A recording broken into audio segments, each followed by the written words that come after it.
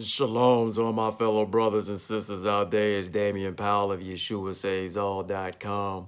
Uh, First of all, peace be to you in the name of our Father Yahweh and our Adon, our Master, the Bane, Son of Yahweh, Yeshua HaMashiach.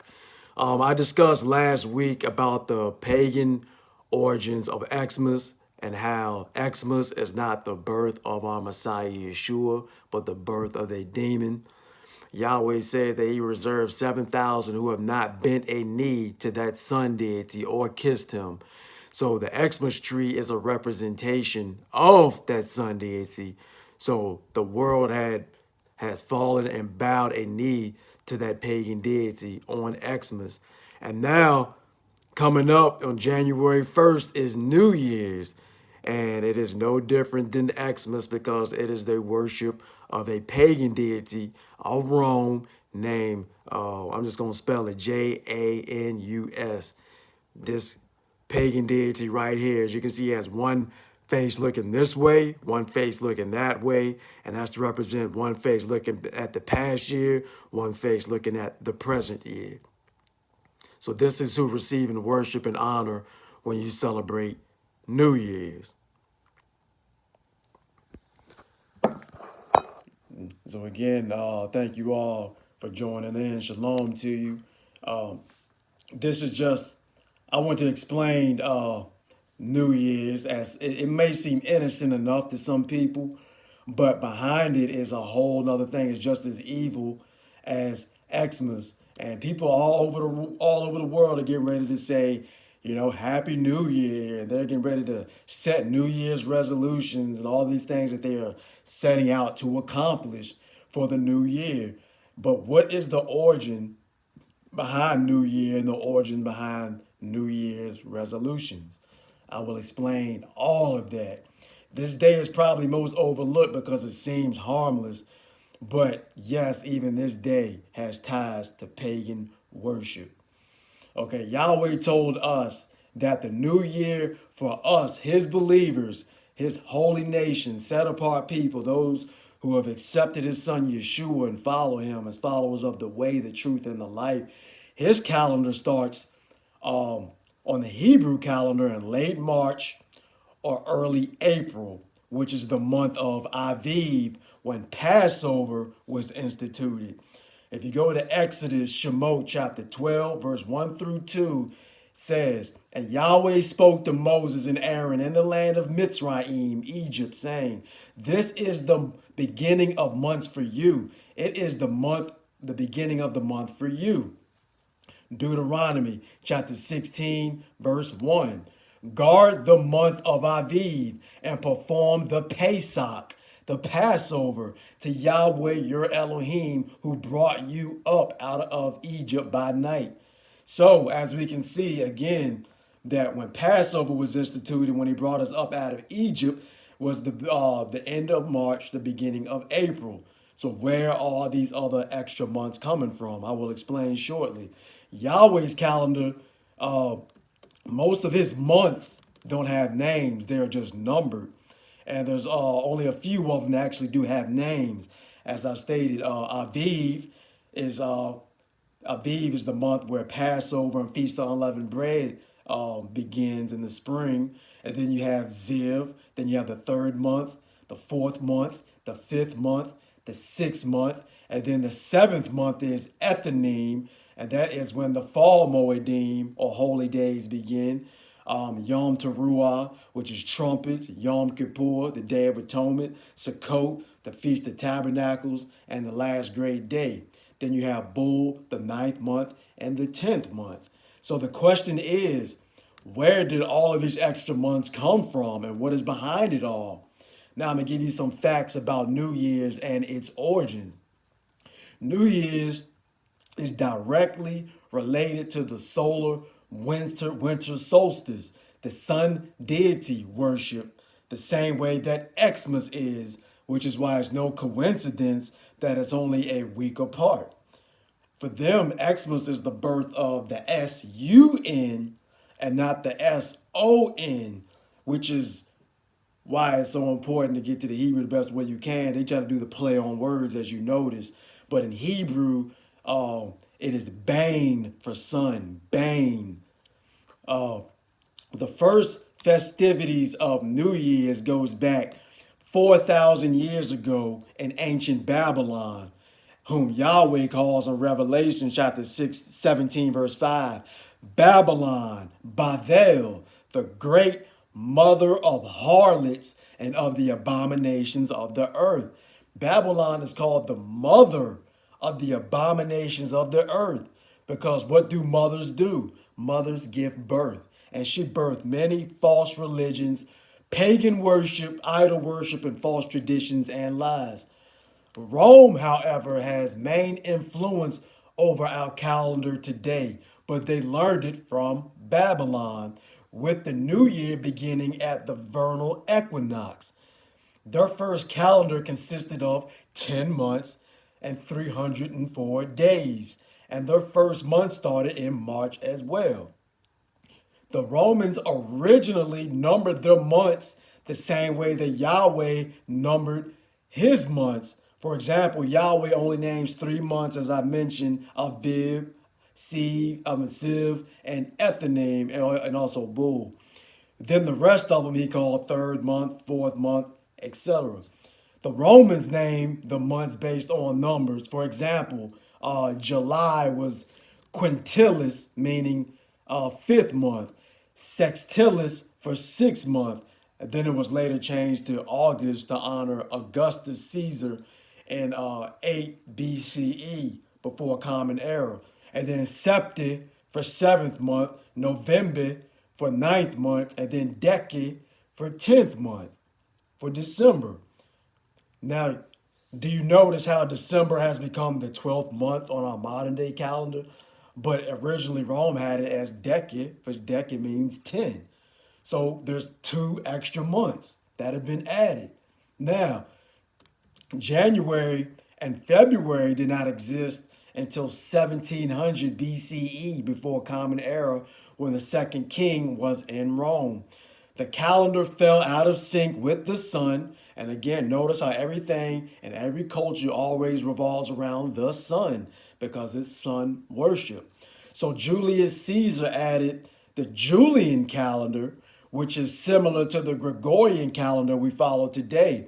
He added 67 extra days to catch up with the lunar and solar year. He also added a day in February every 4 years to keep the calendar in sync. Then in 153 BCE was celebrated as New Year's for the pagan deity Janus, that picture that I showed you. The face going forward and backward. So in 153 BCE was celebrated as New Year's for this pagan deity. The celebration in 153 BCE for this pagan deity right here. Okay, as we already know, there's nothing new under the sun. There's nothing new under the sun. So you didn't just all of a sudden come up with this New Year's celebration. It stemmed from somewhere. That pagan deity that I showed you, the face going forward and backwards, Janus, which is where you get January from. He represents new beginnings. And we know that believers also call the beginning of the year a new beginning for them, where things will be different this year, as they say. Janus was a two-faced deity with a head looking forward to the new year and a head looking back at the old year. The people would then offer sacrifices to him and join in parties to celebrate, just as people do today, where they go and celebrate. You see what I'm saying? The people would then offer sacrifices to this pagan deity and join in parties to celebrate. Doesn't the world do that today? The world attends New Year's parties, okay, just like they did in ancient times in Rome. And all you are doing is recreating pagan rituals. And what does Scripture say about these types of parties anyway? Galatians chapter 5, verse 21. Envy, murderers, drunkenness, wild parties, and the like, of which I forewarn you, even as I also said before, that those who practice such shall not inherit the reign of Elohim. And we all know that wild parties, drinking, drunkenness, and sex all occur on New Year's, just as it does on St. Patrick's Day and all these other days, okay? Already stacking on to the fact that it's already honoring a pagan deity. As I stated before, many times before, Revelations 12:9, Satan was cast out and he has deceived the whole world. Satan knows the Bible, okay? But the question is, do you, as a believer? He has used these events in the name of fun to get you to participate in all of these abominable activities, recreating pagan rituals. January was also celebrated as New Year's when it was moved from March to January to also coincide with the Roman politicians beginning their new term, which the world does today in our modern day society. Human sacrifices are still offered to Satan today by pagan worshippers on Inauguration Day, set up in January 20th. It's a reason for them to accomplish their pagan worship. The church has found a way to Christianize a pagan custom again by saying that it is a celebration of Yeshua's circumcision. Now, number one, we don't know when Yeshua was born, so how can you celebrate his circumcision anyway? When we know that he wasn't born on December 25th. We already discussed that last week, who was born on that, and he's found in Ezekiel chapter 8, verse 14, which is the sun deity reincarnated. Okay, now, this celebration is the so-called celebration of the circumcision, as we already know, is for a demon. Okay, Satan knows the Bible. He knows what's in the Torah, but he's not going to follow the Torah. So he's going to find a way to pervert it to get believers to get enough truth in there and then add his deceptions as he always does to push people off the cliff. We have to know scripture and study it and meditate it on day and night to understand what is contained within it so that you will not be deceived. Pope Gregory, who invented the Gregorian calendar the world follows today, was assisted by an astronomer who helped him correct the 11 days or the 1752 jump that were missing off of the Julian calendar. There were 11 days missing on the Julian calendar. So Pope Gregory corrected this with the help of an astrologer. This is the secular calendar that's being used in our modern day society instead of Yahweh's Hebrew calendar. Okay, and notice how Julius used an astrologer to help him make this calendar. And again, what does Yahweh say about these practices? Deuteronomy chapter 18, verse 10. Let no one be found among you who makes his son or daughter to pass through the fire, for one who practices divination or a user of magic, or one who interprets omens, or a sorcerer. So the calendar is out of whack, and the way they arrived at it. Just stick to Yahweh's calendar and all will be well. Where do New Year's resolutions come from? The Babylonians wanted to start the year off right by making promises to their false pagan deities in order to obtain favor from them. Listen to that. The Babylonians wanted to start the year off right by making promises to their false pagan deities in order to obtain favor from them. So this is where the world gets making New Year's resolutions comes from, because you indirectly want to obtain favor from the pagan deity Janus, who was being worshipped on January 1st. You were saying, hey, Janus, I want to obtain favor from you, just as the Babylonians did. Do you see the deception?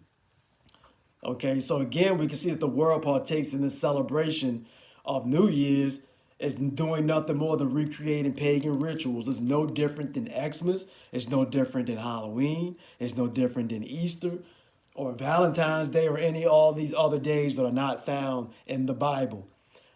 Leviticus chapter 23 are the days commanded by Yahweh that we are to observe throughout our generations because they are for him, and all of those days point to his son Yeshua. As I said before many times, keeping his commandments is how we know him. Keeping his commandments is how we love him. And keeping the commandments is how he keeps his bride pure. But if you aren't doing any his commandments, you don't know him, you don't love him, and you are being defiled by the world, so he can't keep you pure. His bride must be pure when he returns. We must unlearn these lies that we have inherited and learn to follow Yahweh in spirit and truth and Ruach and truth and follow his son Yeshua just as he walked. The world has added new traditions to his word, just as they've done with everything else. Okay? And that's why I always point back to Leviticus 23, because all of these extra days that have been added that are not found in scripture have been added to his word. And what does he say about adding to his word? Revelation 22:18. For I witness to everyone hearing the words of the prophecy of this book. If anyone adds to them, Yahweh shall add to him the plagues that are written in this book. And if anyone takes away from the words of the book of this prophecy, Yahweh shall take away his part from the book of life and out of the holy city which are written in this book. So stick to the truth, my fellow brothers and sisters, and stop learning the lies that the world is teaching you that have been influenced by no other than Satan himself. Okay?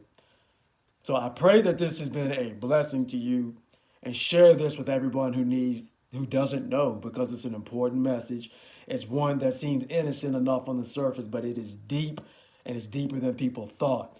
And you don't want to be found unclean celebrating a day that is not of our Father Yahweh or his son Yeshua. So please share this important message video with everyone who needs to hear this.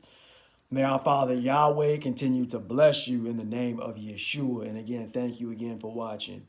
Shalom.